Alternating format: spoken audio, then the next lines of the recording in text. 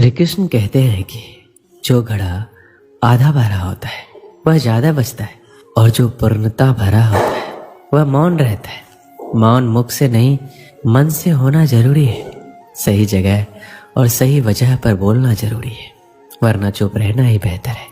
ऐसा नहीं है कि बुद्धिमान व्यक्ति बोलना नहीं जानते, वह चुप रहता है क्योंकि वह जानते हैं कि उन्हें कहाँ बोलना है। जब कुछ कहने को हो तभी कहिए, अगर कुछ कहना चाहते हो तब मत कहिए।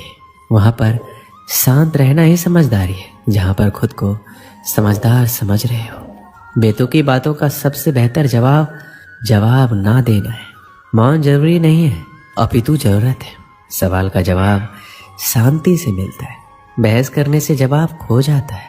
अपने कार्य को मौन रहकर करते रहे, क्योंकि खिलाड़ी खेल पर ध्यान देते हैं, बाहर बैठे दर्शकों की टिप्पणियों पर नहीं।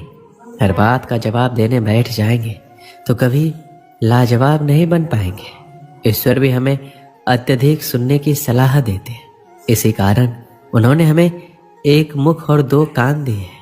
शांत रहकर लोगों की नजरों में बेवकूफ दिखना सही है। अगर बहस करने वालों में एक व्यक्ति शांत रहे तो बहस कभी नहीं हो सकती।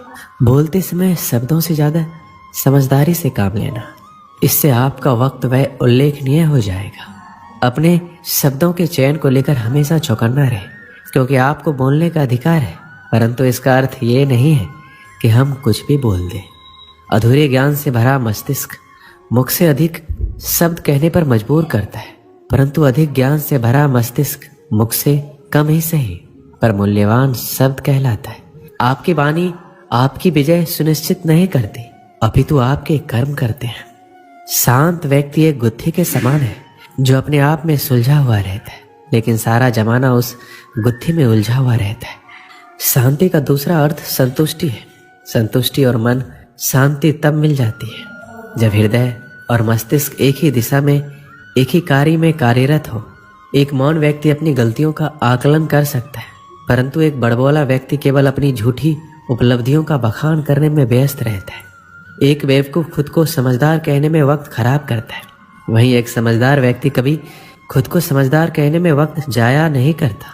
शरीर का शोर सुनाई दे जाता है, कभी आराम से बैठकर आत्मा की भी सुनो। अपनी सफलता के सफर में निकलने से पहले अपने बस्ते में शांति और धैर्य को जरूर रख लेना। एक बार सुनकर हर बार बोलने से बेहतर है कि हम काफी बार सुनकर बस एक बार बोलें। अपने दिमाग को ज्यादा चलाने की आदत को शुरू कीजिए और अपनी जुबान को ज्यादा चलाने की आदत को बंद कीजिए। एक शांत व्यक्ति को सुनने की इच्छा वह व्यक्ति भी रखता है जो सबसे अधिक बोलता है।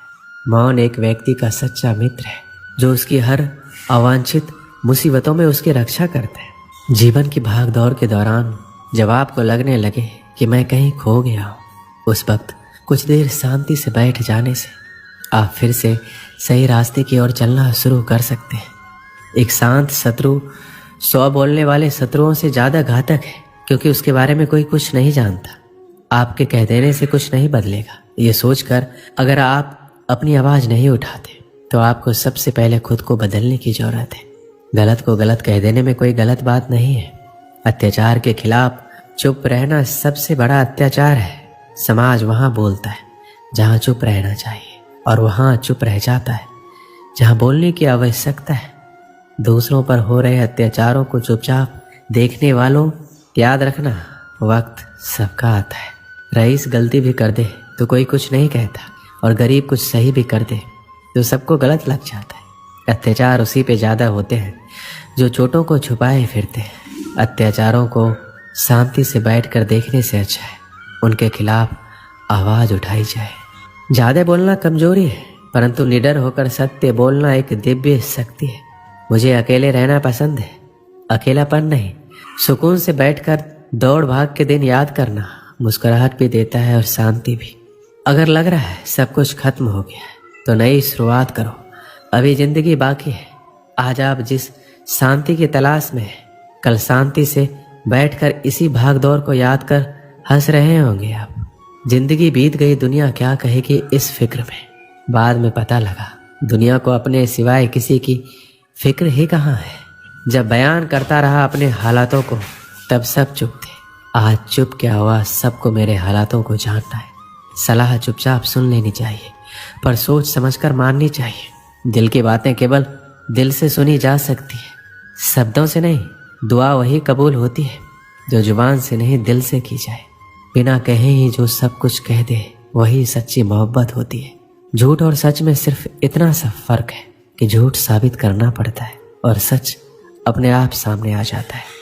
अपने राज को राज ही रहने देना जब तक आप राज जानने वाले के सारे राज नहीं जान जाते। लोग सुकून को दौलत से खरीदने की सोचते हैं और दौलत के चक्कर में ही उनका सुकून छिन जाता है। कोई अचानक शांत हो जाए तुम्हारी गलतियों से तो समझ लेना ये तूफान से पहले की शांति है। दुनिया में ये तो सभी शांति चाहते हैं, बस ये दुनिया किसी को शांति से जीने नहीं देती। एक समय की बात है, एक गरीब आदमी था। वह रोज अपने गुरु के आश्रम जाकर वहाँ साफ सफाई करता और फिर अपने काम पे चला जाता था।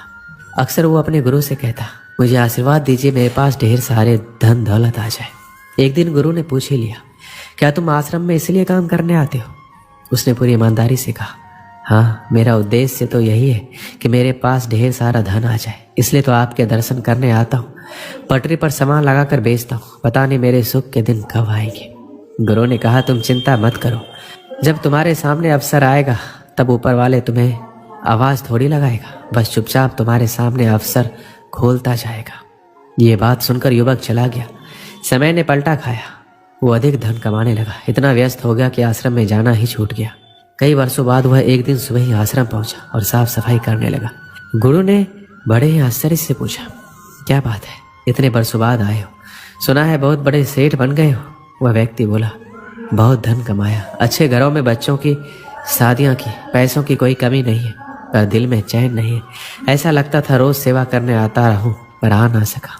गुरुजी, आपने मुझे सब कुछ दिया पर जिंदगी का चैन नहीं दिया। गुरु ने कहा, तुमने वह मांगा ही कब था? जो तुमने मांगा वो तुम्हें मिल गया ना, फिर आज यहाँ क्या करने आए हो? उसकी आंखों में आंसू भर आए। गुरु के चरणों में गिर पड़ा और बोला, अब कुछ मांगने के लिए सेवा नहीं करूंगा, बस दिल को शांति मिल जाए। गुरु ने कहा, पहले तय कर लो, अब कुछ मांगने के लिए आश्रम की सेवा नहीं करोगे, बस मन की शांति के लिए ही आओगे। गुरु ने समझाया कि चाहे मांगने से कुछ भी मिल जाए पर दिल को चैन कभी नहीं मिलता, इसलिए सेवा के बदले कुछ मांगना नहीं है। वो व्यक्ति बड़ा ही उदास होकर गुरु को देखता रहा और बोला, मुझे कुछ नहीं चाहिए, आप बस मुझे सेवा करने दीजिए। सच में मन की शांति सबसे अनमोल है। इस कहानी से हमें क्या सीख मिलती है? मन की शांति सबसे अनमोल है। जो व्यक्ति अपने मन को शांत कर लेता है वह किसी भी चीज़ के मुकाबले में धनवान होता है। जब व्यक्ति अपने मन को शांत करता है तो उसका सोचने का तरीका सकारात्मक होता है। और मानव जीवन में कई प्रकार की चुनौतियां और परेशानियां होती हैं, लेकिन जो व्यक्ति अपने मन को संतुलित रखता है वह इन चुनौतियों का सामना करने में सफल होता है। इसलिए धन, सम्मान या किसी अन्य सामग्री वस्तु से ज़्यादा महत्वपूर्ण है कि वह व्यक्ति अपने मानसिक स्वास्थ्य का ख्याल रखे और अपने मन की शांति को महत्वपूर्णता दे।